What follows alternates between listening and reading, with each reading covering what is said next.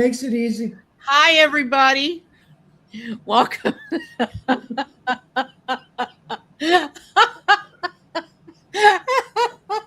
I'm sorry, Rich.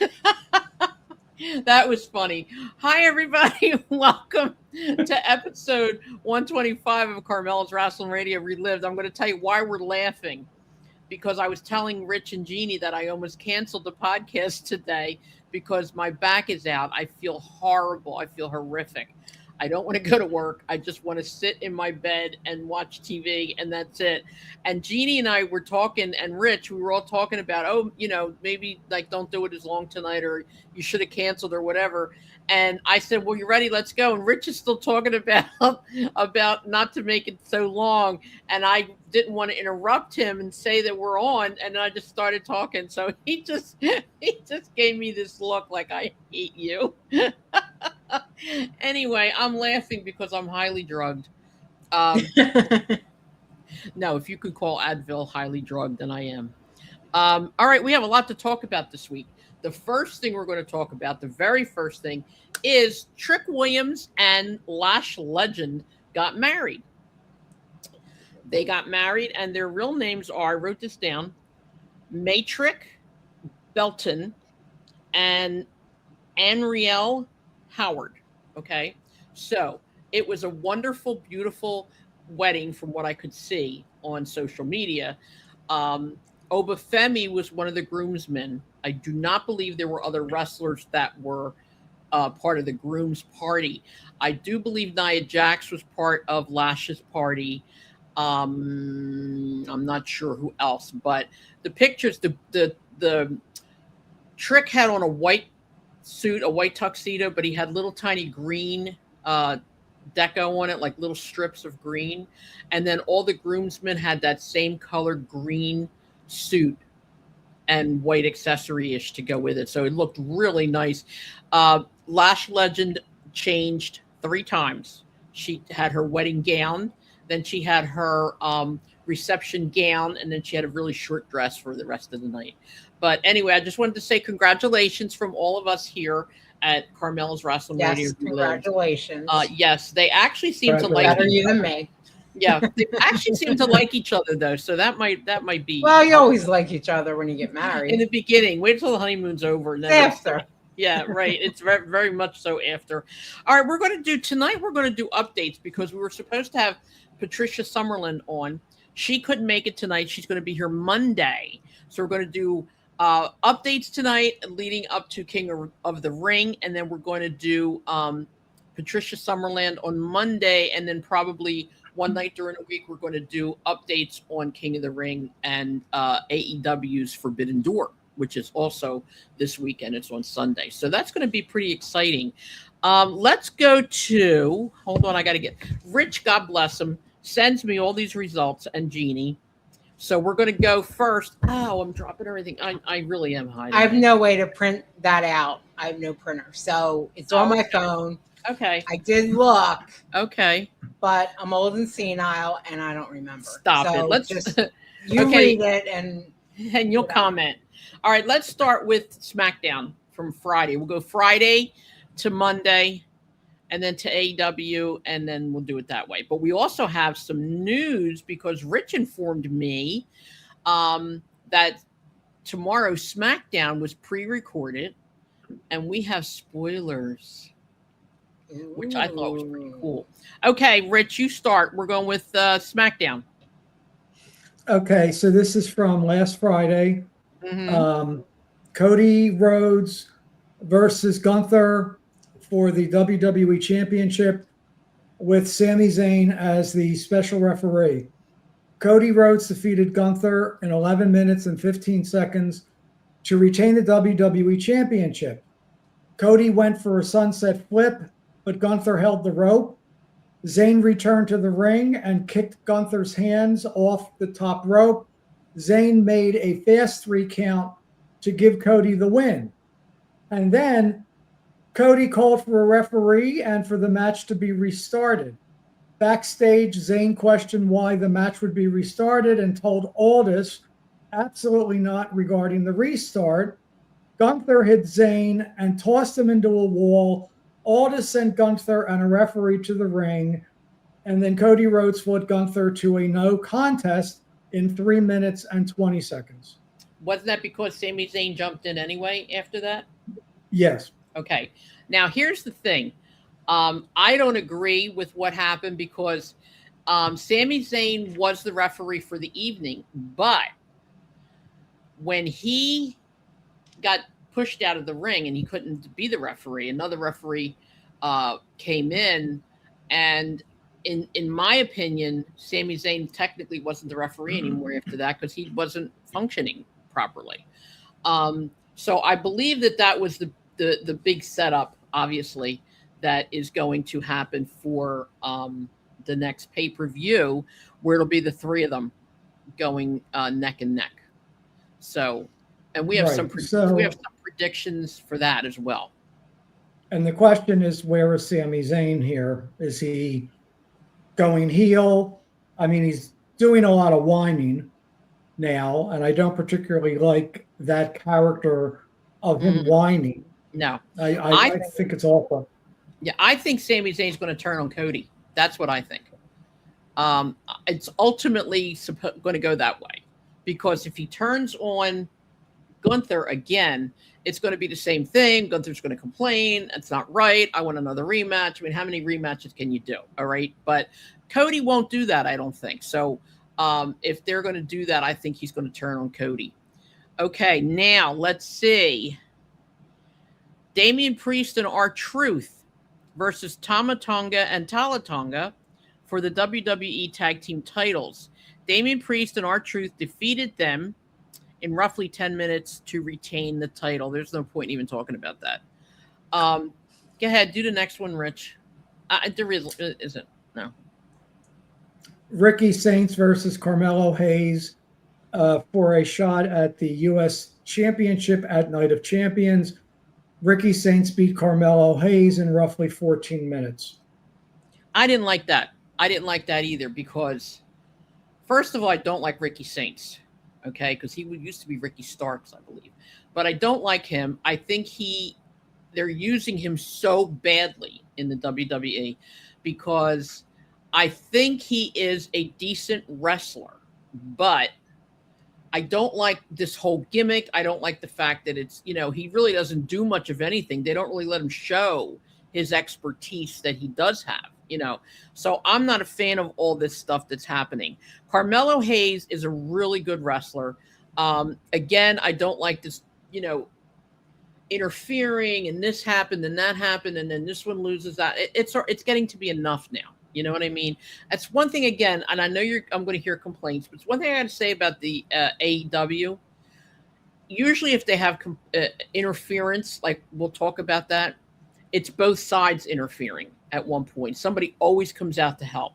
In WWE, they don't really come out to help all the time unless it's a set-up tag team or it's a set-up, whatever. I'm not a fan of that. I just don't like that whole thing. All right, Jey Uso versus Javon Evans in a King of the Ring semifinal match. Now, Jey Uso did beat Javon Evans, and they shook hands at the end of the match. He beat him in like less than 18 minutes. But I really like Javon Evans. I mean, he is really, really good. I feel bad. I know what they're probably going to try doing with Jey Uso, but I think this would have been a perfect opportunity for Javon Evans to at least be able to go to the King of the Ring. I think he's doing so well, and they're pushing the hell out of him, okay? And like I said, he reminds me of a very young Kofi Kingston. But I don't know what their plan is now with this, because now he's out. Like I don't understand. Like they build you up and build you up and build you up so much, and then all of a sudden you just lose all your air. Well, that's what they do. It is. I think they're starting to do that with Oba too, and we'll get to that in a minute. But what do you think about that, Rich? I don't think that Jey Uso needs to be elevated. It was a perfect opportunity for Javon Evans to showcase, and it was a great opportunity for them to really build him up. Yeah. And then, it just gets cut short, and there's no reason Jey Uso needs that win or even needs to be in the King of the Ring finals, to be honest with you. No, I agree with that 100%. All right, do the last match, Rich, please. Liv Morgan versus Charlotte Flair in a Queen of the Ring semifinal match. Liv Morgan defeated Charlotte Flair in 18 minutes and 25 seconds to advance to the Queen of the Ring final by tap out. Wow. The backstory there is that Charlotte got attacked by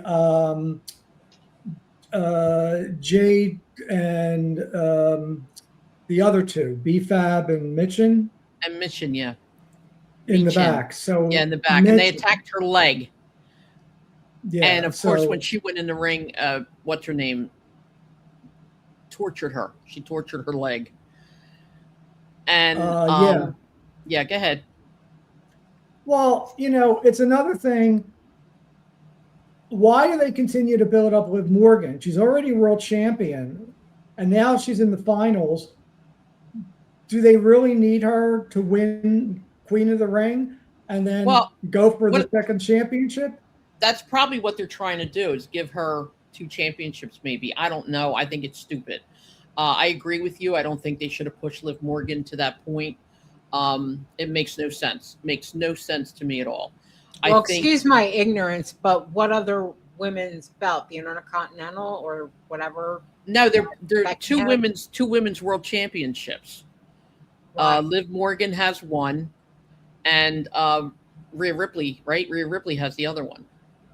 Yeah, so and then there's the U.S. Yeah, there's 2 men's and 2 women's. Right. Okay. The women's has a U.S. championship too, and that's Tiffany. Yeah. Tiffany Stratton. Yeah.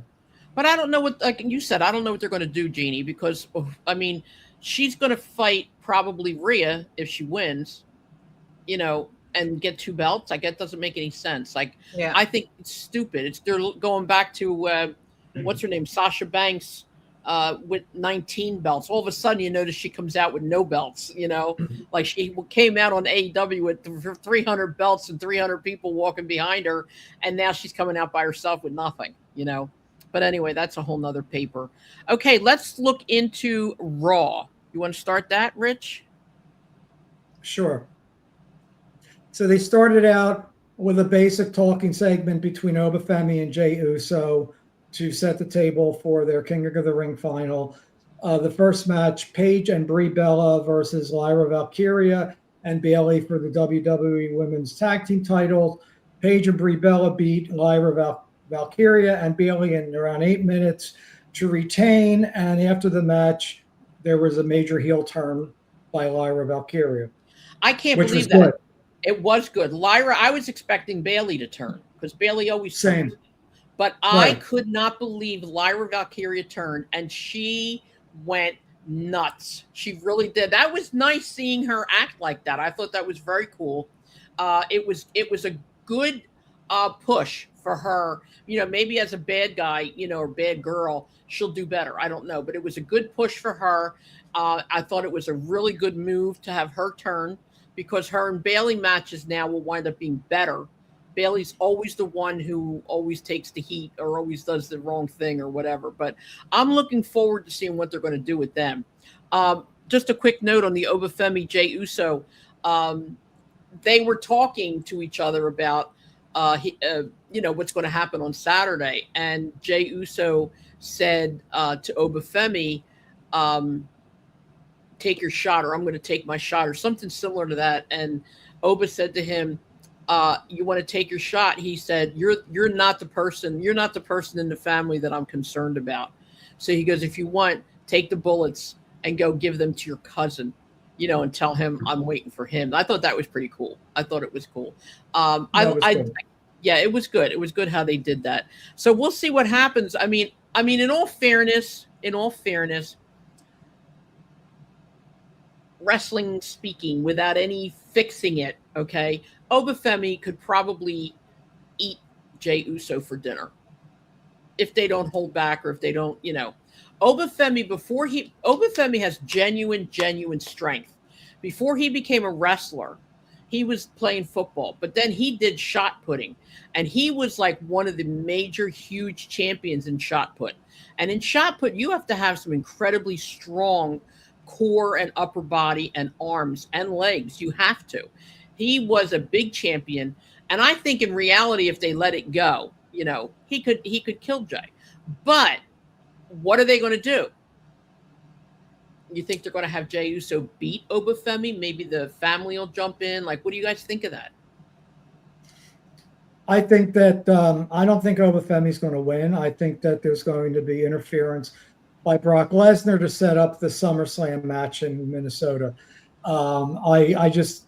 It's too obvious for Obafemi to win, so that's how they're going to swerve it. What do you think, Jeannie? I would much rather see Obafemi versus Roman Reigns. Yeah, in a with the way they're pushing him and stuff like that.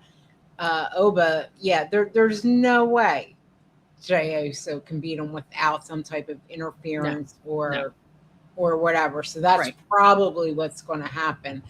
But if it's going to set up for SummerSlam, then with Brock, it's like we've seen it. Why I don't. Well, I'll tell you, this is what I haven't seen it, but they've already had their matches. Well, this is what I think is going to happen. This is what I would like to see happen. Let's put it this way. I want Obafemi to lose the match by interference, okay? And by that, I mean Brock Lesnar and the family, okay, coming in. The Samoan family coming in and Brock Lesnar, which in my opinion would then lead to a 3-way for SummerSlam. And then Oba would win and become top dog, champion, big shot, whatever. But I have a feeling, and it's just a feeling, that Brock's going to interfere and Roman Reigns is going to interfere. And that's going to lead them into saying, well, it's going to be a 3-way. That's personally what I'd like to see. I don't know how you guys feel about that, but that's what I'd like to see. I think it's too soon.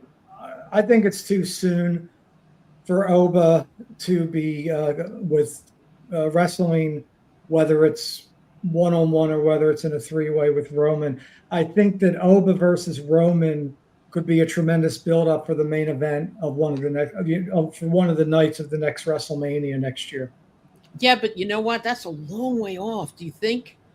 I mean, I know it's a long way off. Yeah, but look at how long Roman held the belt the last time.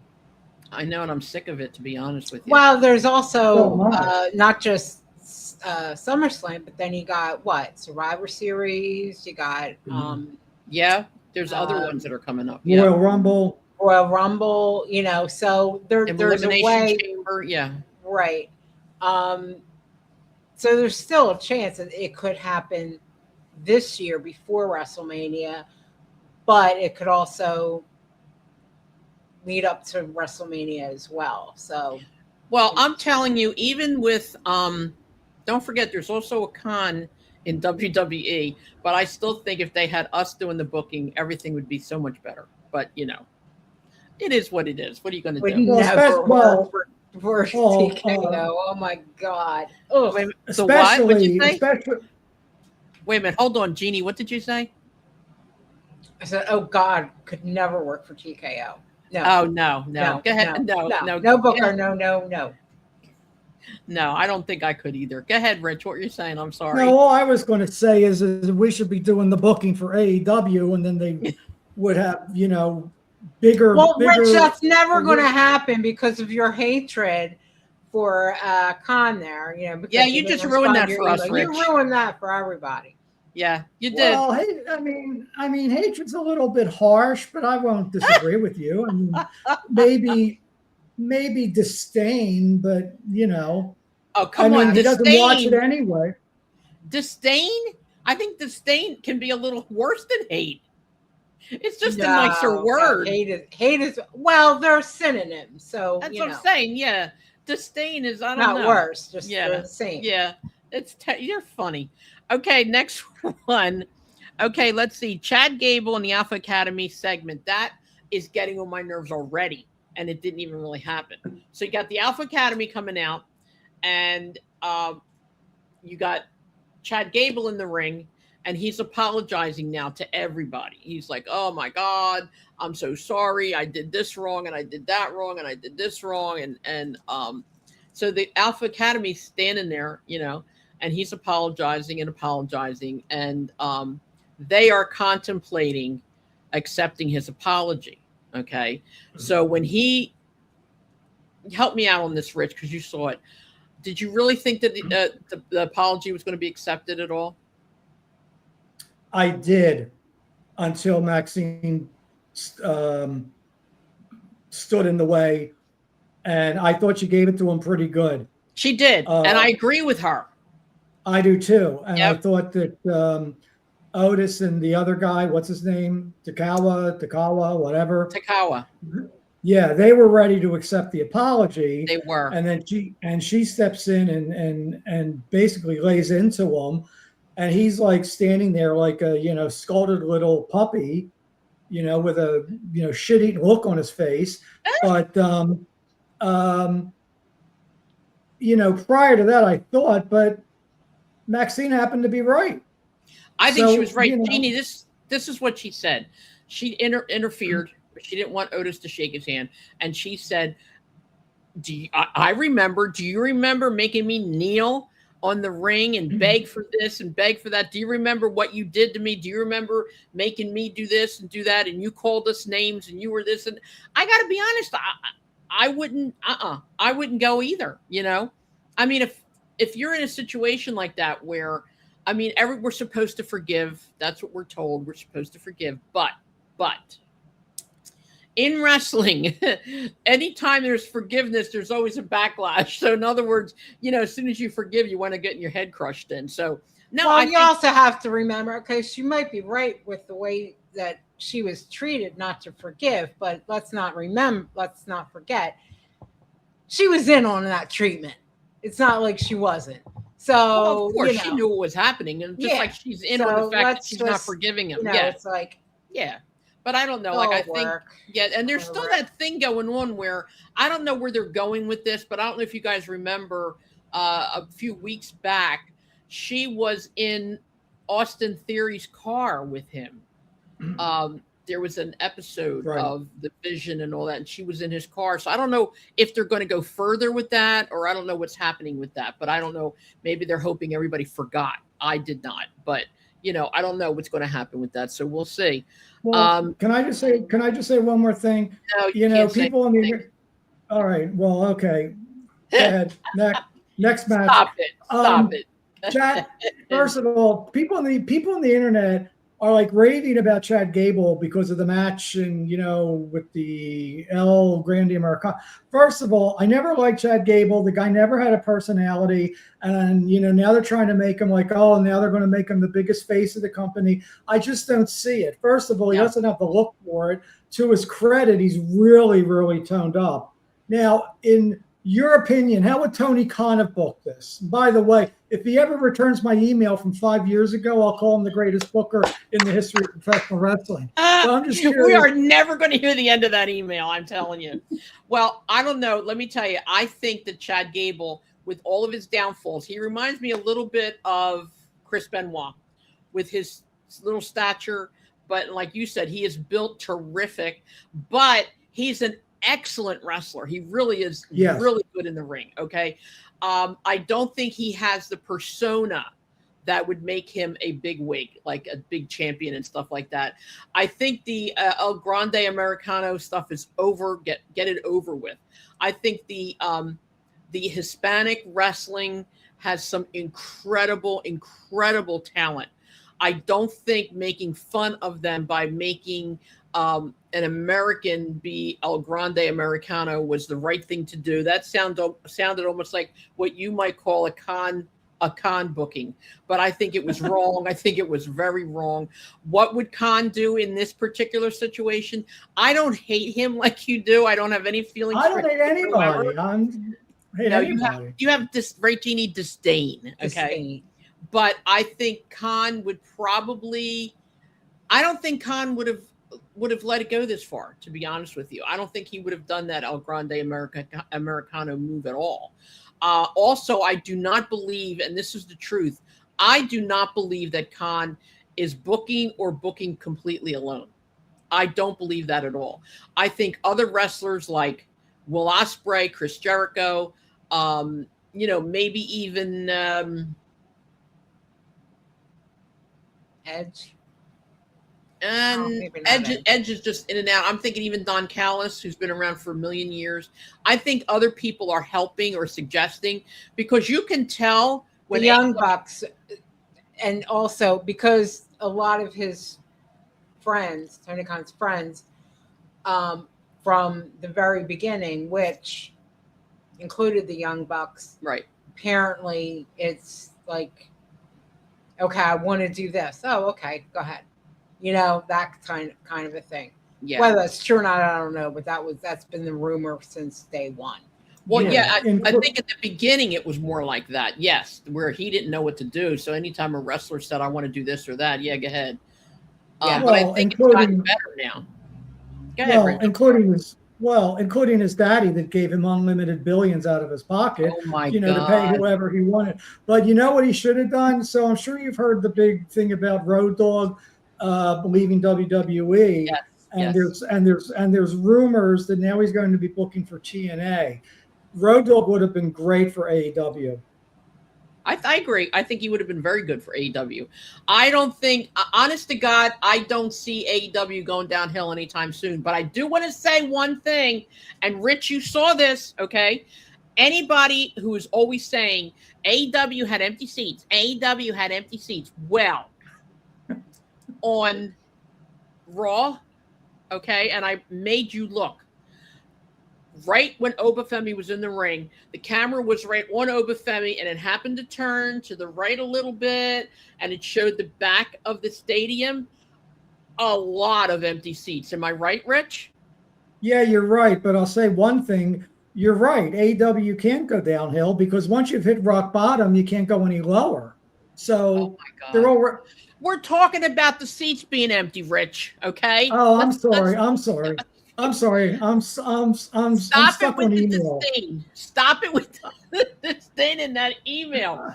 But the WWE in that particular night, when they announced it is sold out, okay, it had empty seats. I'm just saying. All right. I just want you to know that. But anyway, at the very, very top, they had empty seats. I agree with you. It wasn't just at the very, very top. It was kind of like the very top and mezzanine. It was a little bit of both. Thank you very much. But I'm defending AEW on that stance. Period. Done deal. All right. Next match. Ethan Page versus Dragon Lee. Ethan Page beat Dragon Lee in 10 minutes. I do not like Ethan Page. Never did, never will. I do like Dragon Lee. I thought that match sucked. What do you think, Rich? I don't like Ethan Page either. I didn't like him in NXT.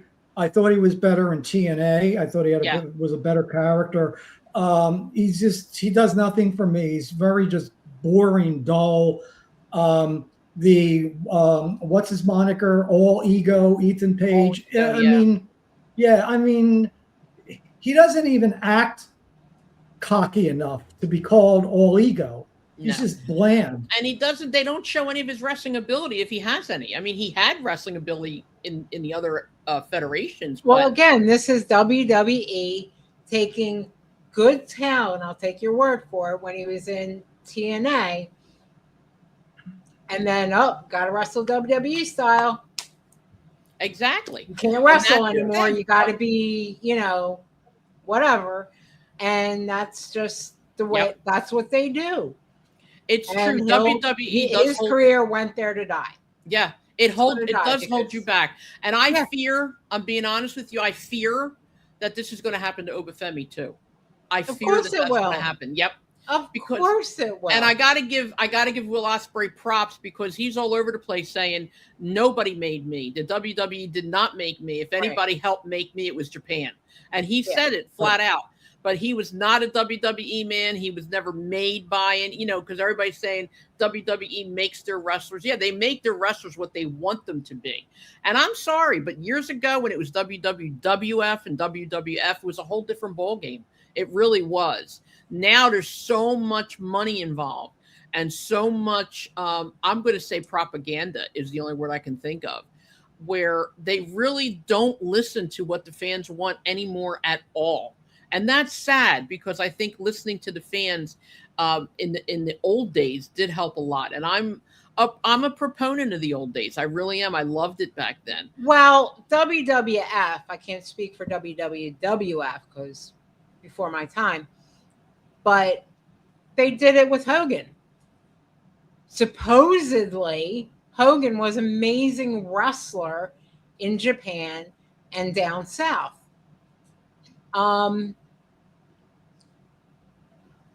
Then when they bring him up, right.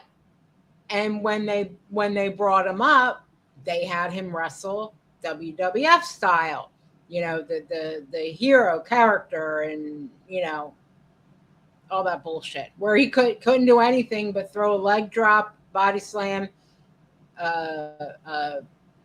clothesline, and the ear. Yeah, those are his moves. Yeah, and that's true. They did it in WWF. Vince McMahon. I think. Junior did it. That was when he started to take over. But I'm going to tell you a little story. Jeannie, you're a big watcher of Dark Side of the Ring. Yeah. I watched Dark Side of the Ring, and I'll be honest with you, I do not remember what the episode was called, which one it was. I just know that there was a thing where Jeff Jarrett was interviewed. He was supposed to fight Hogan, and Hogan was like, he was the booker or whatever. He was the top dog and blah, blah, blah. And he's like, well, this is what's going to happen. I'm going to take the title from Jeff Jarrett. I'm going to walk out of the building with the title, and I'm going to do this. I'm going to do that. So Jeff Jarrett was like, screw it. He said, you know what? I'm over this. When he went in the ring, right? You remember this, Jeannie? Yeah. He went in and he just laid down. I think Hogan, that was Bash at the Beach. Was that for Bash at the Beach? You know what, honey? I don't know. Honestly, I don't know. I'm just so intense on watching that. Yeah. Anyway, he just went in and laid down, and he wouldn't get up. And Hogan's like, what the hell? Like, what are you doing? Like, you could see the aggravation. And he just laid there like this, And eventually it got to the point where Jarrett wasn't moving. So Hogan put his foot on his chest, and he, got mad, took the belt, and walked out, which is Hogan got what he wanted, but not the way he wanted it. And he was pretty pissed off about that. And it's funny because people who don't watch Dark Side of the Ring, you should. Okay, because there are some things, I'd love to have the creators of that show on this podcast. There are some things that they have said and talked about. Like, I would love to do a podcast, honestly, on every single episode of Dark Side of the Ring, because they did the thing where the Grahams committed suicide like the Von Erichs did. I didn't know all that either at the time. Eddie Graham's father committed suicide. I believe his uncle also committed suicide. Eddie Graham committed suicide, but God bless this man. He had to do it twice. The first time it didn't happen. He shot himself again. Then his grandson, Stephen, I believe his name was, took his own life. And then Mike Graham, who I knew, and I thought he was a wonderful guy, which of course doesn't have anything to do with anything, put on his son's boots and killed himself. That is a tragedy that, forget it. This is not what this podcast is about. But I'm saying some of the things in Dark Side of the Ring are beyond sad, beyond. Well, the 7th season comes out in July. I want to say it's July 7th. 7th. Yeah, July 7th. Yeah. So can I say I say a couple of things? No. So going back to the Jeff Jarrett thing, that was Bash of the Beach.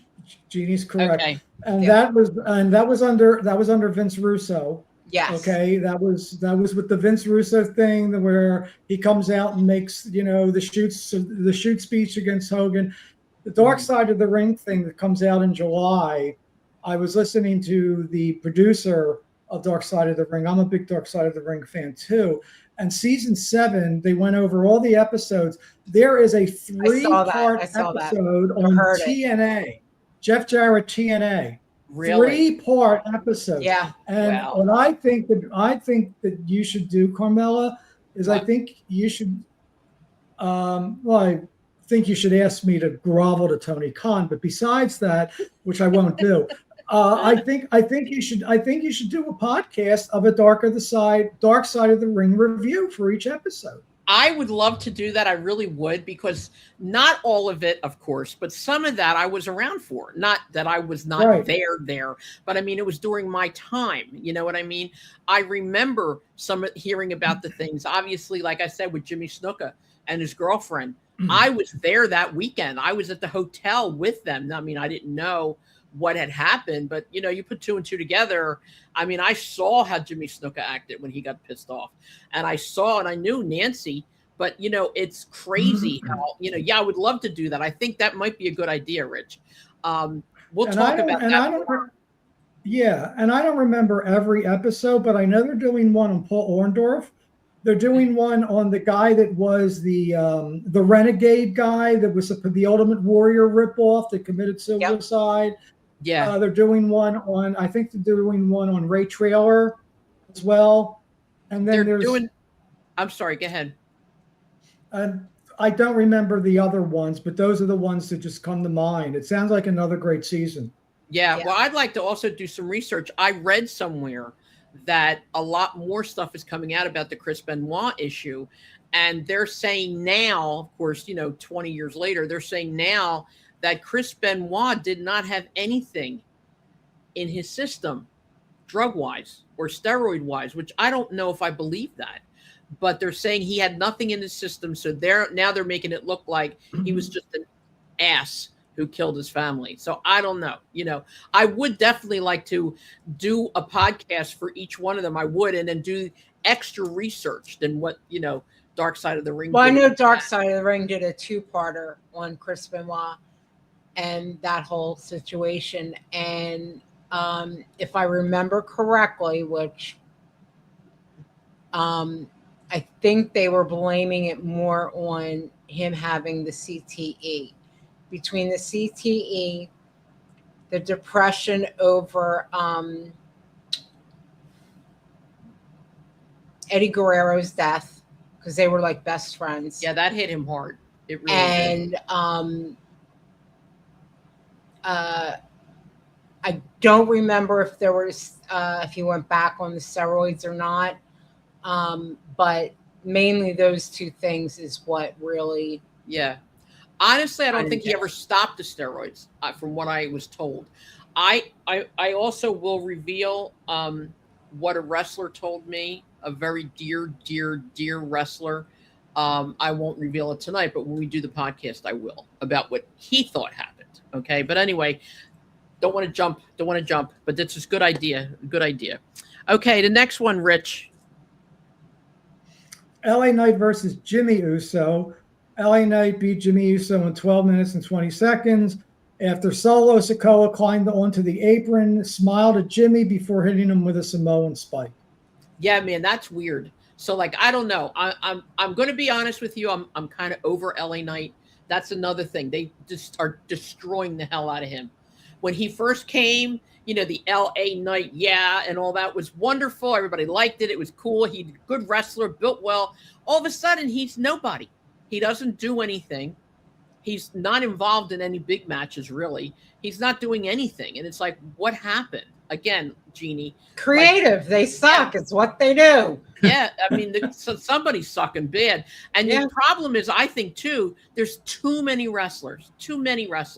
They don't have enough storylines. They don't have enough time to do all the storylines. But anyway, I think that what's going to happen is this is going to turn the Usos against Solo and his crowd. They're going to have a big Samoan family fight, and then they're all going to make up and hug and kiss at the end, like they always do. I think. I don't know, but I think it's a shame for LA Knight, because I liked him. I really did. Okay, Bron Breakker and Austin Theory with Logan Paul, of course, versus the Street Profits, Montez Ford and Angelo Dawkins for the World Tag Team titles. The Street Profits wound up defeating Bron Breakker and Austin Theory in 19 minutes and 35 seconds to win the tag teams, which I thought was good, because I don't like Logan Paul. Everybody knows that. He's an excellent athlete. He really is. I just don't like him. Okay. But he was there. He had the brass knucks. He tried to give him to Austin Theory. Seth Rollins jumps out. He goes to get the brass knuckles from him, and he winds up punching Austin Theory in the face, literally making it look like he was knocked out, blah, blah, blah. That's how he lost. And then, that's going to, that's another feud that's going to start now, is the Vision against, we're going to go into, wait a minute, I'm cutting it off right there. We have some spoilers that we'll go into with that, because the Vision is not going to be, doesn't look like it's going to be top dog right now for SmackDown. So we'll see what happens for that. Right, Rich? Yeah, there's one thing that I saw on X, and you would love this. They're overseas now, so they're doing house shows overseas, and somebody filmed a video of, after a match, Obafemi in the ring with Seth Rollins doing the Obafemi strut together. Oh, I thought that was part of the SmackDown that you said they filmed early. No? Wasn't that pre-recorded, the SmackDown that's coming on Friday? Yeah, it was pre-recorded, but somebody posted it on X. Okay, so but that's what I was getting to. Thank you, Rich. Now you just ruined everything. But yeah, it was Seth Rollins and Obafemi against the Vision. This, it was Seth Rollins and Obafemi against the Vision. Obafemi and Seth Rollins won. And then it's so funny because when you see somebody imitate Obafemi, it's so funny because I do it myself, It's like everybody's so stiff. We're like, and then, and that's what Seth Rollins was doing. Like, he was bent in half and he's trying to do it. Am I the only one that finds that completely annoying? What Oba does? Yeah. I think you are. Yeah, I think you are. I like it. Okay. Because I'm learning how to do it better, But then, and to me, it's just a very weak, horrific Fargo strut. Okay. And he needs to stop. Yeah. Okay. Because he looks like a total jackass. Stop it. If you're going to do the Fargo strut, do it correctly.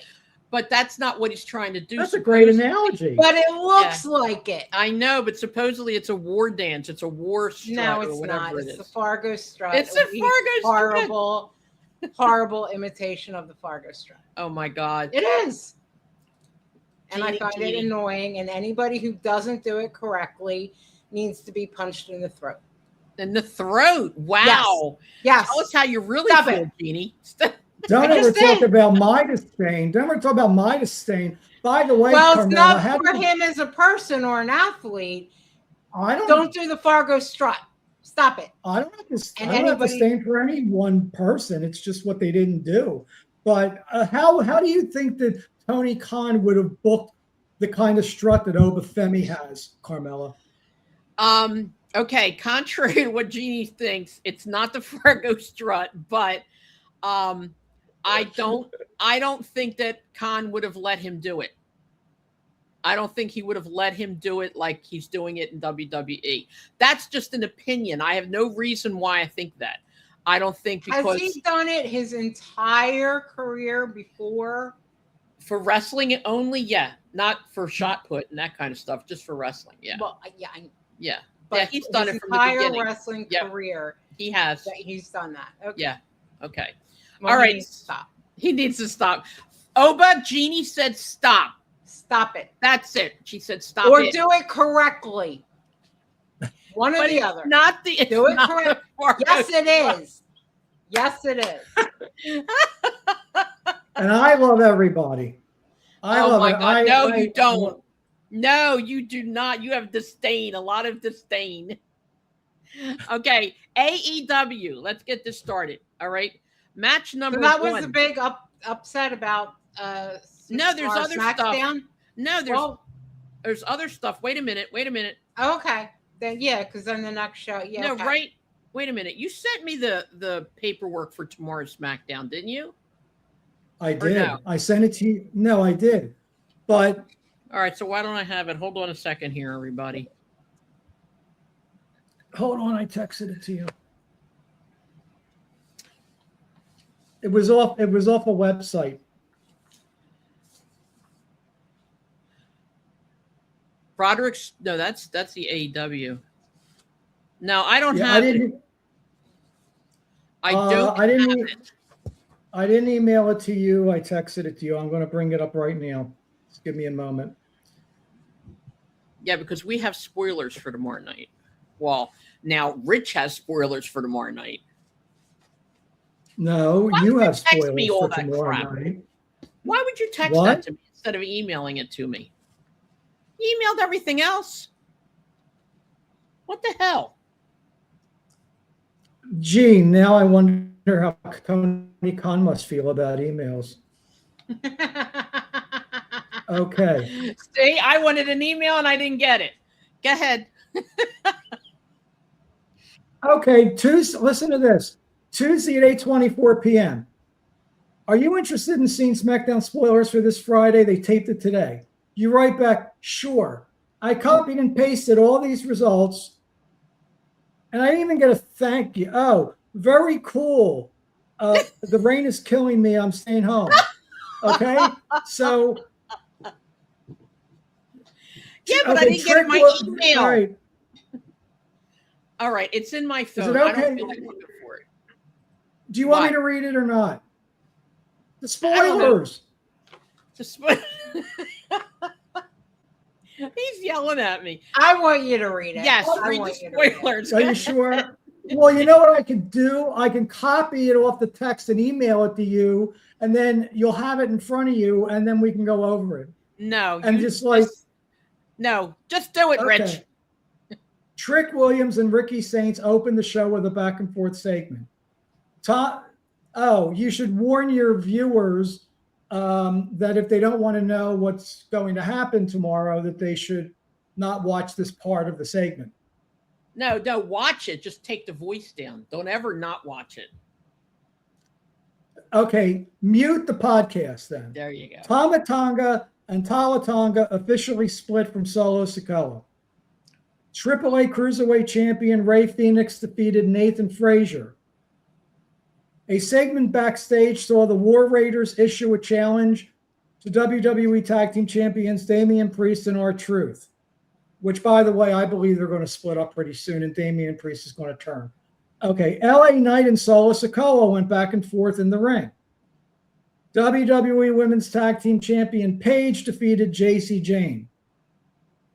Danhausen and Matt Cardona defeated Las Garza with assistance from The Miz and Kit Wilson. Now, what they didn't say is whether The Miz and Kit Wilson are still electrocuted. I saw something on X. It was hysterical. It was hysterical. It was The Miz against Danhausen and The Miz's hair on their head. Yes, sticking straight up where they got electrocuted. My God. Yeah. Okay. So Jade Cargill defeated Chelsea Green. Julia defeated Kiana James before being attacked by Blake Monroe as Blake Monroe made her SmackDown debut. There was a. You know why? Wait a minute, Rich. Hold on. You know why she hasn't? We're going to go back to this for a second. You know why she hasn't really made her debut yet? Because she was, as Jeannie says, learning how to wrestle WWE style. So she was at the Performance Center that whole time. She was, by the way, you're not going to believe I'm going to say this. In AEW, I thought she was phenomenal. She was. Wait till you see how bad she's going to be now. She right, exactly. She and Toni Storm had some of the best bloody. Wait, who is this again? Her name, well, here it's Monroe, Blake Monroe. Okay. But when she was in AEW, what was her name in AEW? I forgot. Mariah May? Mariah May, yeah. Oh, okay. Toni Storm brought her in, and they did the most incredible matches. I'm telling you, Toni Storm is a bleeder. She loves that. But they did some incredible matches. Oh, my God, she was so good. But go ahead, Rich. There was a final segment with Jey Uso, Obafemi, Gunther, Sami Zayn, and Cody Rhodes that turned into a big brawl. Then, after they finished taping, Seth Rollins and Obafemi defeated The Vision. Seth did the Oba strut afterward. And Oba did this. He was doing that while he did the strut. I didn't like but that. Was reminded me of Hulk Hogan. But that was after they finished the taping, so they didn't show it. But I did saw send that, you. yeah. But I sent you the video. Yep, I saw it. It was really cool. Okay, wait a minute. We have some. Go ahead. Jeannie, I'm going to start including you in this stuff so that when she loses this, I got a backup here, you know? But if that's okay with you. Oh yeah, no, you can certainly, like I said, I got the emails that you sent. I just don't have a printer and I can't pull it up on my monitor or my computer. I got can only see it on the phone. So it's hard because after like a minute, 2 minutes, the phone goes off. So then I gotta bring it back up again, and it's just a pain in the ass. I got the emails. If you'd have sent me the email for that, I would have had that too. Thank you very much. Okay. Well, you got it on your phone. You got it on your phone if you read. I don't want to look for it because it's dark in my room. Okay. So that's why. And my back hurts. Well, that's not his fault. That's yes, yours. it is. He's mailed me everything else. He could have mailed me that too. All right. Let's do predictions for WWE before we go into AEW. All right. Cody Rhodes, Gunther, and Sami Zayn collide for the undisputed WWE title. Who do you think is going to win?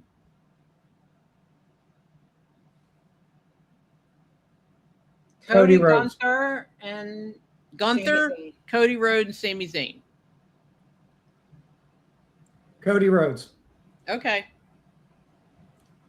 I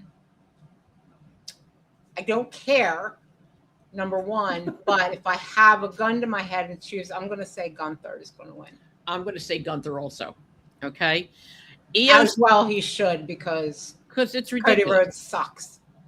Everybody does. Io Sky takes on Women's World Champion Liv Morgan in the Queen of the Ring tournament final.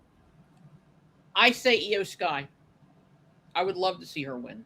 I would love to see Liv Morgan win, but after our discussion earlier, probably Io Sky. All right, go ahead. Liv Morgan. Okay. Jay Uso battles Oba Femi in King of the Ring. We talked about that already. It's probably going to be Jay. Right. How do you feel, Jeannie? I really don't like Jey Uso, so I'm going to go with Oba Femi. Okay. Tiffany Stratton and Jade Cargill renew rivalry in Women's United States title match. I think Tiffany's going to win. Wait, it's Tiffany against who? Jade Cargill. Oh, God, no. Tiffany. Okay, Rich? Jade Cargill, because I think they're building her up now, finally. Didn't she, was it her that her wig came off in the ring? Yeah, her and Charlotte. That was funny as hell. Yeah. Oh, my God. It's funny when she was bragging to everybody about how her wigs cost more than your rent, and they're perfect, and they're this and that. And then she went like this, and the whole top came off. But, yeah. United States Championship. Trick Williams versus Ricky Saints. Oh, God, please, Trick. I want Trick. Yeah, Jeannie? I'll go Trick. I don't know either one of them. So okay. All right, now let's go to AEW. Okay, Rich, you start. Are we doing the Dynamite results? Dynamite? Dynamite, yep. It was so good last night. It was, wasn't it? Oh, my God. So good. Now, in full wonderful transparency, I didn't watch everything because I was flipping between the Phillies. And thankfully, Phillies won. But they had to come back, and it was like super exciting. But as soon as that was over, I switched back and saw the ending. So, but it was really good. Yeah, really good. Okay, go ahead, Rich, start. Yes, in full transparency, I didn't watch it all either because I got tired of my brain keep spinning as to whether the Death email. Well, no, as to whether the Death Riders are heels or faces, which goes back which goes back to the stellar, wonderful booking of the bushy-haired freak of nature, Tony Khan. Yeah, but doesn't that show good booking if they're keeping you in suspense? No, it's giving me a headache. That's not good booking. I think it's good booking, but go ahead. So here's a perfect example. First match. Jon Moxley, Claudio Castagnoli, whatever, and Wheeler Yuta. It's Claudio Castagnoli. Thank you. Thank You're you. welcome.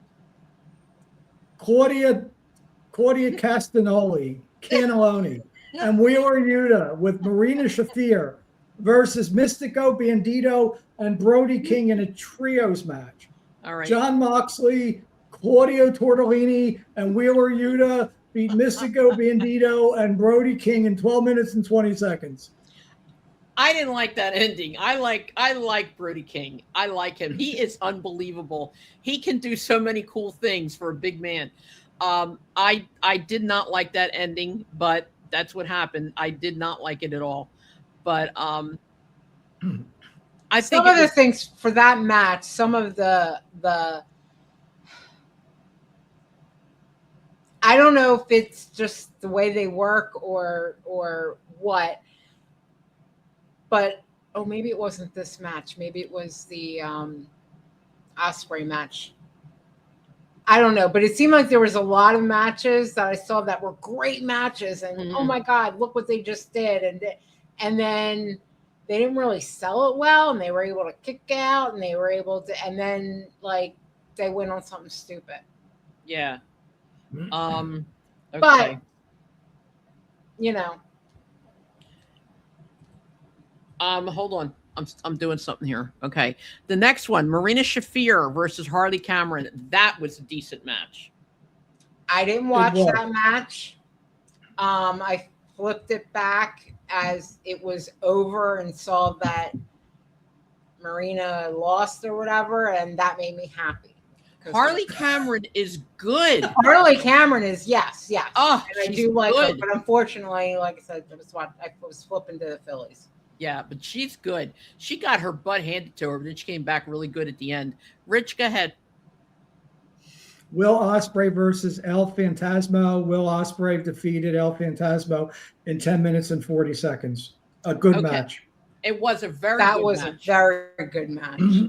Very that very other good guy, match. I know you're going to hate me, but I preferred him over Ospreay.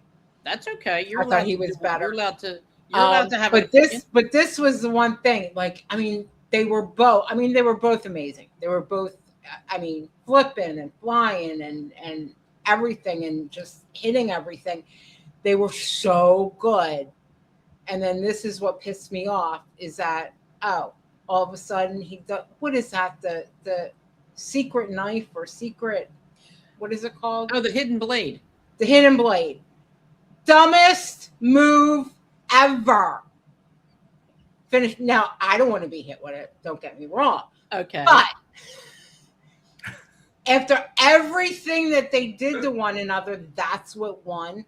It pissed me off. That's one of his signature moves. That's why. I don't like it. That's I know. part of Tony Khan's He has booking. better.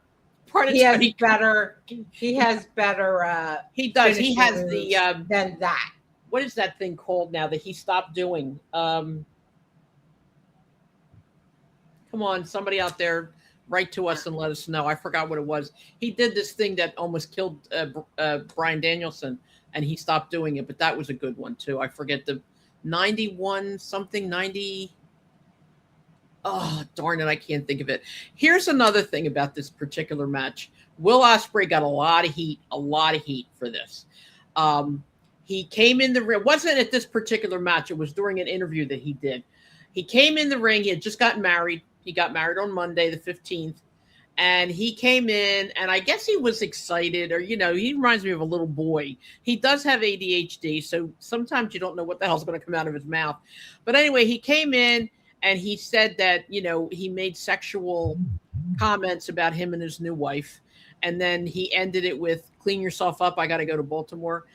A lot of people didn't like that because they thought it was disrespectful. They thought it was rude. They thought it was, something that should not have been said about his new wife. He said, who clean yourself? Who did he say? His wife, Will Ospreay. Will Ospreay came in and he said he was with his wife after they got married. And I guess I don't know exactly how he said it, but apparently they had a lot of sex. And he said, but everything he kept thinking about was Baltimore. He had to go to Baltimore. And then afterwards he said to her, clean yourself up. I have to go to Baltimore. That was his way, I guess, of saying he had a good honeymoon night. I don't know, but he got a lot of heat from that, a lot of heat, saying that he was disrespectful and he shouldn't have been talking about having sex with his wife. So I don't know. Oh, that's stupid. Yeah, it is stupid. And I'm But su- and I'm sure that was pre-approved by Tony Khan, of course. you think? Like everything's And pre-approved Alex by. Windsor, or whatever her name Oh is. yeah, of course. She's not going to let him say. Yeah, and I got news for you. If she tells him not to say it, he ain't going to say it. It's that simple. All right. And But, what kind of repercussions then is he going to get from Tony Khan? Absolutely nothing, because Tony Khan's a wimp. Tony Khan probably approved it, or whoever the booker was at that particular moment approved it. But the fans were not crazy about it. I'm just saying. Okay. Fans are right. Fans are right. Fans are right. You got to let that go, Rich. You got to let your hatred for Tony Khan go. I love everybody. I have no hatred in my heart. That's right. It's disdain. Okay. Next match. Swerve Strickland with Prince Nana versus Daniel Garcia. Swerve Strickland defeated Daniel Garcia in 12 minutes and 10 seconds. That was also a good match. Very good match. And yeah. he ended the match with that hidden blade crap. Yep. And again, I don't like it. They were doing so good with everything. And the match, and it was just like, oh my God. And then that was how it, and like, well, the thing is, I understand the premise because it's Will Ospreay's move. I understand that. Right. But they're also going to fight each other Sunday. So right, that's what's right. going to happen. Yeah, I get all of that. Yeah. I get all of that. I don't like the move. I don't like the way each match ended with that move because I think it's stupid. Okay. That and the Fargo strut. Okay, we got that. All right, wait a minute. Wait a minute. No, I love the Fargo strut. I don't like it when it's done incorrectly. It's not the Fargo strut. It is. It is. You're wrong, Carmella. It is. The botched version of the Fargo strut. Oh my God, I love you. Wait, I have a booking comment. So Swerve Strickland. If it's about Tony Khan, I don't want to hear it. Swerve Strickland is fighting Daniel Garcia. Swerve Strickland is now one of the biggest heels in AEW. Correct me if I'm wrong. The last time I checked, Daniel Garcia is a member of the Death Riders. So is Daniel Garcia a heel or a face, or are the Death Riders heels or faces? Once again, a booking question that apparently nobody can answer because he has no clue how to book. Oh my God, Rich, I'm with you. Killing me. I'm with I didn't even mention the name this time. Time. Oh Put my God, I love it. I love it. You're killing me. Okay. I think it's good that you're still in shock and you don't know what's happening. I think that's good booking.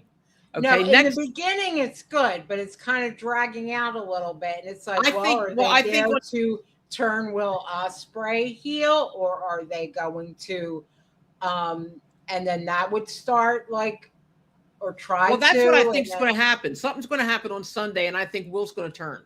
They're not all going to turn face. I think Will's going to turn heel. That's what I'm saying. It's just so it's like, let's just get to it already.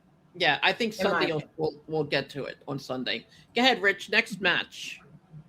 Okay. Zack Sabre Jr. with Mickey Nichols and Bad Dude Tito versus Jack Perry.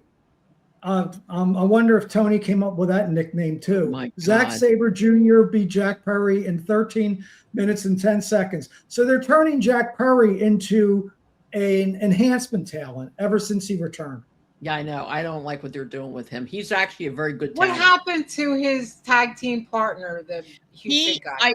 Jungle Boy, right? Yeah, that was it. Yeah, that's Jack Perry. The other one is because I haven't seen him. I did. Oh my God! Watching. I swear to God, I'm having a senior moment. I can't think of his name, but anyway. I couldn't think because I was thinking about last month. What happened to that the guy, his partner, that real tall guy? Is he out hurt? Did he quit? Did he get fired? No, Luchasaurus. Yeah, that's it. He remember, Jeannie, you and I read up on that he's prone. Mm-hmm. He has some kind of an illness, so he's prone to relapses, kind of like Roman Reigns. So that may be where he is. He was out for a long time. When he was out, he was actually in the hospital, and they didn't know if he was going to make it. I don't know exactly what the illness is, but he suffers from an illness, and it does have reoccurrences. So that might be where he is. I have to look it up and see if I can find anything. I don't remember. You don't remember us talking about that? No. Yeah, we did. Alzheimer's. I know. I'm telling you, it's kicking in. We're going to stop the podcast. I can't do this anymore. I'm losing my mind. Okay, Young Bucks, Matt Jackson and Nick Jackson versus Bad Dude Tito and Mikey Nichols. The Young Bucks, Matt Jackson and Nick Jackson defeated Bad Dude Tito and Mikey Nichols in 4 minutes and 15 seconds. I'm not liking those names. Bad Dude Tito. I don't like that. I don't like that name. So we're not going to talk about that much. Okay, Rich, next one. Queen Aminata versus Red Velvet in a survival of the fittest qualifying match. Queen Aminata beat Red Velvet in roughly 10 minutes to qualify for the survival of the fittest match for the vacant TBS championship. Watch it. I like Aminata. I like her. They're not using her well either. And that's not good for AEW.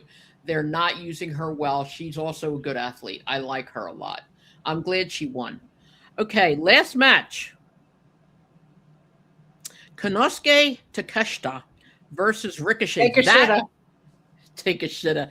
That was a damn good match. Okay, our friend Johnny Hotbody. Yeah, he used to always call him take a shit. And if you look at the way it's spelled, Takeshita,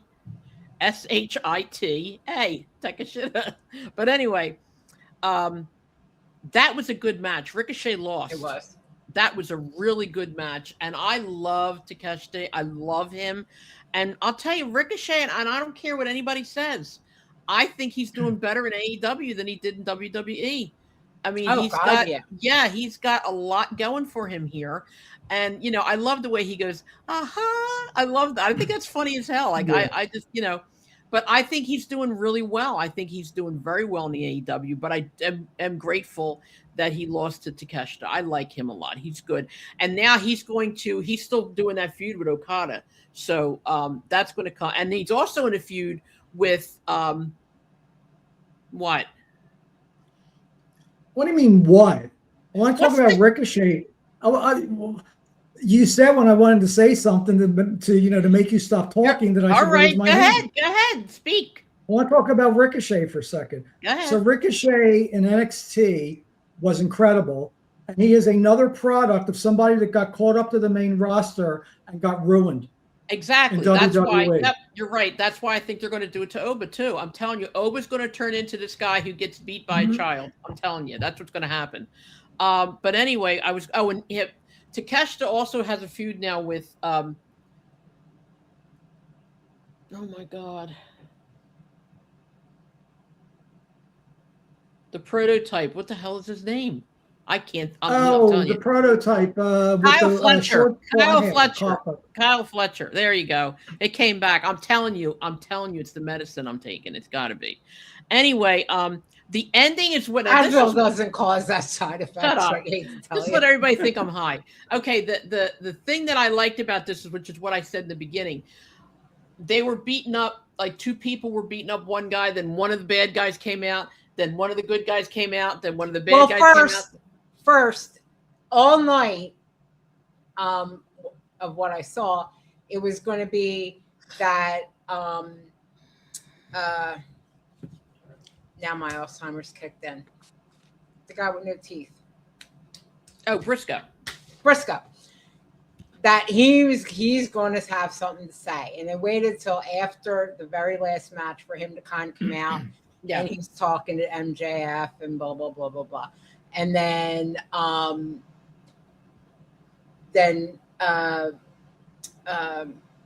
what's his name? See, that's why I say the dead guys. The manager of the Don Callis comes out and is like, "Oh, you're crazy, and all this stuff," which let MJF be able to get him from behind and start beating him up, and then somebody from his side for their six-man tag in a cage. Yeah, it's a 12 altogether. Yeah, 6 and 6. Yeah. So, and then each one from each side came out and started beating up, and it was cool. It was cool to see, especially to see Takeshita get a hold of Okada and Kyle Fletcher. and Kyle Fletcher, and see all of that. It was really good. That cage match is going to be. It's going to be phenomenal. And I'll tell you something else too. I love Darby Allin came out. Darby Allin. I was just going to say that, man, and MJF got knocked right on his butt. Yeah. Also, I do like Briscoe. I mean, I didn't in the beginning, but that guy's got blood and guts everywhere. I'm telling you, that guy has got it. Yeah. Well, on the indies in this area, him and his brother were phenomenal. Yeah, and he's still good. He's still good. Yeah. And, everything is dedicated to his brother, which I think is very cool. Okay, let's do some predictions for Go ahead, Rich. They are setting up, and it's so obvious that there's going Andrade. Andrade is going to turn on MJF. I think they're setting up for Andrade to turn face because wasn't there a thing where MJF accidentally hit him last night? Yeah. And in all these interviews, it's like he's in the background and he doesn't really like MJF.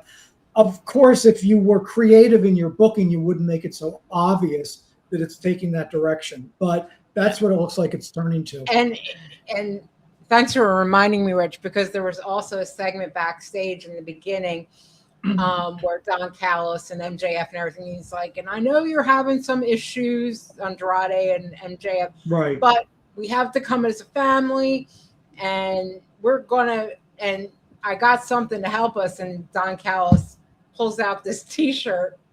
Yeah. Oh, that was so funny. Whatever, and I was just like, that was funny. God. Oh yeah, I literally laughed out loud on that one. I was just like, oh my! And the guys in the back are just like, "You want me to fucking wear that?" Like, I ain't wearing that. It was just so good. It was. That's our big prize. Yeah, that's our prize for the night. Well, they're getting supposedly, all this money and stuff. But that's funny. That was good. He hit Andrade with his ring. MJF got out of the way, and okay. Briscoe got out of the way, and then he hit him. Then and then he starts yelling at him, "You idiot! Why didn't you move? Why did you interfere?" I just love MJF. I love him. He's good. In the spirit of giving credit where credit's due, and to further prove that I love everybody, if Tony Khan was responsible for booking the Don Callis T-shirt angle, he's probably the greatest booker in the history of professional wrestling. Yeah, that was really good. All right, I'll give you that. That was good. That was a really good segment. Let's do predictions. Okay, what do you guys think of Jon Moxley versus Bandito for the AEW Championship match? Moxley. Isn't Bandito ROH champion? I think so. Yeah, I don't see him winning. I see Moxley winning that. Moxley. Okay, I'm going to say Moxley too. Ego. Yeah. Oh yeah. Talk about old ego. Okay, Shota Umino versus Pac, IWGP Global Heavyweight Championship match. I'm going to say Pac. I'm going to say Pac, although I can't stand him, so I want the other guy to win. Yeah. But most likely. Pac's going to win. Yeah, I think he is. What do you think, Rich? I think Amino, just because he's currently champion, I think he's going to retain. Oh, well, yeah, hopefully if nobody jumps in, Adam Copeland and Christian Cage. That was pretty good in the back where they got choked with the rope. Both of them were choked out. I think that was pretty cool. They're going to go against David Finlay and Clark Connors for the AEW World Tag Team Champions. Now, Copeland and Cage are the current tag team champions.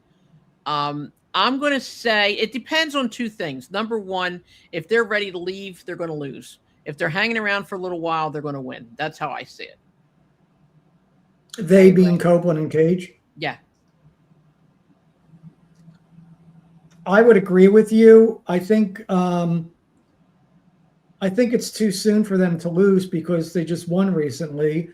FTR, I read, is taking a break away from AEW or just wrestling in general, so they're not going to be around anytime soon. They are, however, doing a good job of building up David Finlay. So I agree with you. It depends on what direction. If they're going to stay or not. Maybe they'll keep it for a little while longer. I don't know, but I think it'll be a good match regardless. Mercedes Moné versus Maya World, and she's good. Maya World is good. I like her for the Women's Owen Hart Foundation Tournament final. What do you think of that? I want to see Maya win. Yeah, I do too, but I think Moné's but I don't think she will. Yeah, exactly. That's who I want to win. Yep. What do you think, Rich? I feel exactly the same way as Jeannie. I can't stand Mercedes Moné, but I think she's going to win. I think she's going to win too, but I would love to see Maya win as well. Okay, Will Ospreay versus Swerve Strickland, Men's Owen Hart Foundation Tournament final. I think Will's going to win that one because first of all, I think he can, but secondly, they have been pushing the hell out of how badly he wants this. So I'm thinking that they're going to let him have it. What do you guys think? I would like to see Swerve Strickland win. Okay. I really would. But I don't think he will. If they were going together, I mean, both are amazing, excellent athletes, and either one could beat either one. But if looking at the size and all that kind of stuff, I think Swerve should have the edge. But I think Ospreay is going to win because of the Death Riders. Yeah, I think that's part of it too. And like I said, they've just been pushing the hell out of him with wanting to do this. What do you think, Rich? This is probably the toughest one out of all of them to predict. I think that there's a couple of factors at play. When you talk about the Death Riders, Jeannie, the Death Riders, so like if Swerve wins, I think the Death Riders are going to turn on Ospreay if that were to happen after all the time they invested in him. Swerve is a hot heel right now. I believe he lost his last match. And based on all those factors, I'm going to predict that Swerve's going to win. That's a good theory you have because I didn't think about that. That's a very good theory that if Swerve wins, they will attack Ospreay. That I had not thought about. And then maybe Swerve and Ospreay will become tag teams and, go against everybody and they'll become friends. I don't know. That's not a bad theory, though. Okay, Tekla, who I cannot stand. Oh. No, Tekla versus Starlight Kid, AEW Women's World Championship match. Tekla's going to win. Who's she fighting? Starlight Kid. New kid, new guy, new girl. I think Tekla's going to win. I want to root. I want the new kid to win, but most likely Tekla is going to win. Yeah, I think so. What do you think, Rich? I think Tekla. Yeah, I think Tekla too. Mark Briscoe, Orange Cassidy, Roderick Strong, Kyle O'Reilly, Konosuke Takeshita, and Darby Allin against MJF, Kevin Knight, Kyle Fletcher, Jake Doyle, Kazuchika Okada, Kazuka, or whatever, and Andrade El Idolo. Street cage match. I want to see that in the worst way. I do. And the winner, whichever side wins, mm-hmm. if Briscoe wins, his side wins, he doesn't have to do the pinning, but if somebody on his side wins, he gets the title shot at MJF. If MJF wins, then no title shot. Right. So exactly. That's the thing. Obviously, I want Briscoe to win. Yeah, I think Briscoe's team's going to win. And, and that'll set up for All In. And, yeah. Yeah. I think that, it's so cool because it's really, to me anyway, it's cool now because for every pay-per-view the WWE has, it's almost like AEW has almost one right back, neck and neck, which I think is good.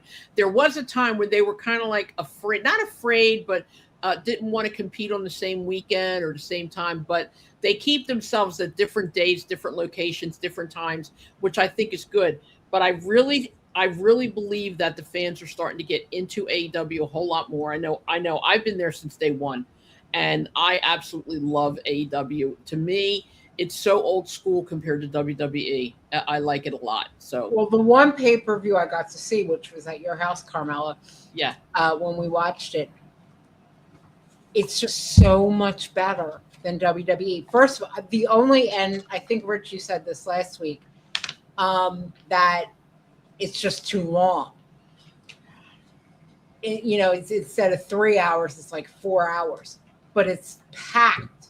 yeah, Nonstop wrestling, not like, oh, here's a 10-minute match and then 50 commercials and right, just wrestling. exactly. You got some backstage interviews and whatnot, but it's stacked of just wrestling and good wrestling. Yeah, So it is good. So I like that. So Yeah. for me, I'll take that any day over Yeah, the other promotion. I would rather watch a long show, Yeah. like you said, with packed Mhm. wrestling, than watch a long or a short show that's filled with just commercials. There was Right. one night, I forget when it was, Johnny Hotbody was on the podcast, and he said he Yeah. counted, there was 100 and something commercials altogether. There was so many commercials. Even now, there's so many commercials, especially on the pay-per-views. So I don't know. How do you feel about that, Rich? I agree.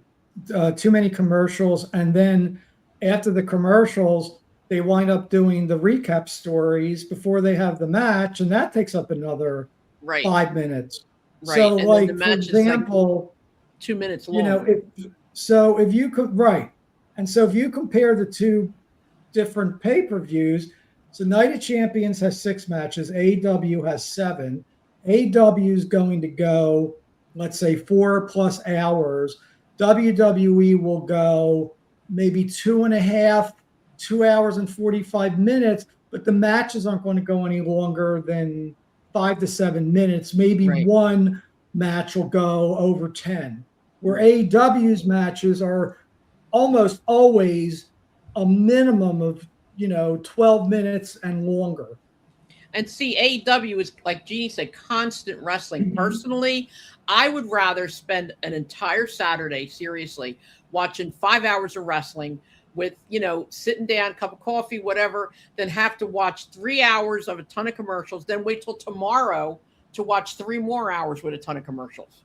I still would rather watch it all in one day. That's just how I feel. And I think the AEW. Well, King does of the that. Ring isn't two. That so far that's just It's only one. So far, WrestleMania yeah, and SummerSlam. and SummerSlam. I That's think this is the first year that SummerSlam is going 2 nights. I think. That was last year. Was it It 2 is. nights last year too, or is it the first Yeah. one? No. This is the first time it's Right. going 2 Okay. nights Yeah. this year. It didn't Well, they last had year. another and by the- pay-per-view that went 2 nights last year, other than WrestleMania. I can't remember. I thought it was SummerSlam. I don't recall that. Yeah, I don't recall that either. I think But this. you did not. I think this is the first time that any pay-per-view other than WrestleMania is going to go 2 nights. I think. I She's believe that's she's true. looking that shit up right now, man. While she's I can looking that tell. up, by the way, you did not ask me my prediction on the steel cage match. Oh my God, I didn't. No. I'm so Yeah. sorry. No, that's it, right? I'm so sorry, Rich. What is your prediction on the steel cage match? I truly know, I wanna tell- apologize. I don't know that I want to tell you. It is very obvious that the Mark Briscoe team is going to win. Yeah. Because there's no way that he's not going to have the rematch with MJF. Mhm. No, I And I it's think gonna- MJF's team will turn on him. And yeah, they're going to turn on each other. I think the whole way across. Yeah, yeah. There's going to be a lot of turning this Sunday. Yeah, I would love to be able to watch it. I really would. I think it's going to be a great show. But then again, I don't know. What time do you think it'll be over on Sunday? Like by 10, maybe? No, Later. maybe like Later. 11:45. Yeah. Like 11:45 p.m. And by the way, on another note, and I know we don't ever talk about this, one of TNA's big pay-per-views is also, I believe, this weekend. is it Bound for Glory or Bound for or one Glory. of You them. know what? I did, and I started to watch TNA too. So not the whole thing yet, but I'm starting to watch TNA. So we can ultimately do TNA as well. I think we should watch all of them. That's the best way to Well, report. I will say this about TNA. When WWE was having the working arrangement with TNA, Hmm. and this was before TNA got the TV deal with AMC. I Right. thought the TNA had really, really stepped up their game. But ever since they kind of branched out on their own and got the TV deal with AMC, the inaugural show was one of the worst wrestling shows you could possibly imagine. Really? No, I And didn't see that one. yeah, and they have been totally underwhelming ever since they have been on AMC, which is very disappointing because Yeah, they've it got is. some great talent over there. They They really do. do. Yeah, they do. Well, we'll see what happens. That's all. That's all we can do. Okay. Well, so much for having the show last less than an hour. We're at an hour Well, and a half. I just wanted just to put the record straight. Yes, SummerSlam 2025 was a 2-night event that took place on August 2nd and August 3rd, 2025 at MetLife Stadium in East Rutherford, New Jersey. There you go. We stand corrected, Mr. Rich. We were wrong. Thank you. I don't for- know if this year's is going to be 2 or not, but It is. This year is going to be 2. yeah. So But it's yes, second I stand corrected, and I love everybody. Well, we're going to say goodbye because I need to go and get some more drugs so that I can at least try to get to sleep tonight. It's so funny because when I don't know if you guys feel the same way, but when I have pain every single day, but on there's certain days. To me, the summer is worse than the winter. And I know everybody's going to say, you're crazy, but it's true for me. The summer is filled with humidity and it hurts. The barometric pressure changes so much that I have these episodes once in a while where my back hurts so bad that I can hardly get out of bed. It's really bad. This week is one of those weeks. Most of the time, like I said, I have pain and I can function. But it's funny when it comes to doing the podcast, my back is killing me right now, but I love doing the podcast so much that I really enjoy it. And I don't care that my back hurts. I think this was fun as hell. I had a great time as usual. And this is my happy place. It really is. This is my go-to, and it makes me feel really comfortable and really happy. And, and I'm in good company all the time. And I love that. So, this, believe it or not, does help. It does. But I just wanted to say that, not that it means anything to anybody, but I just wanted to say that. Well, I don't want to beat a dead horse, but I will say it again.